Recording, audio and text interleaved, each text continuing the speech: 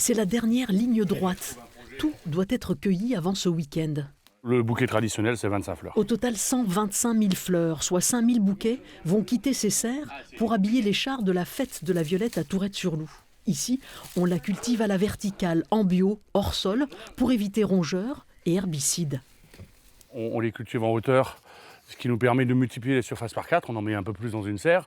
Et en plus, on cueille un peu à toutes les hauteurs, donc on a beaucoup moins mal au dos. Quand ses parents sont arrivés du Pas-de-Calais dans les années 70, ils ont immédiatement succombé à la Viola odorata, la variété de violette qui pousse à Tourette, à ne pas confondre avec la violette de Toulouse, plus claire et plus étoffée. Aujourd'hui, 3 générations s'inclinent devant la petite fleur.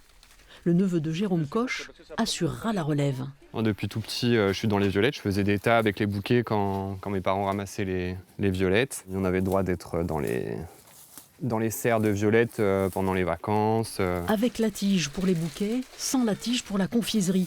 300 sachets de fleurs cristallisées seront aussi de la fête ce week-end, histoire de montrer aux visiteurs que dans la violette, rien ne se jette.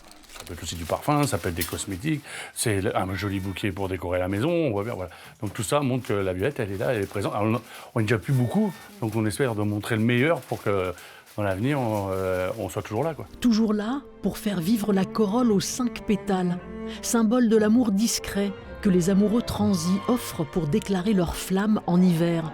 Celle dont le premier week-end de mars lance depuis 74 ans le bouquet final de la saison.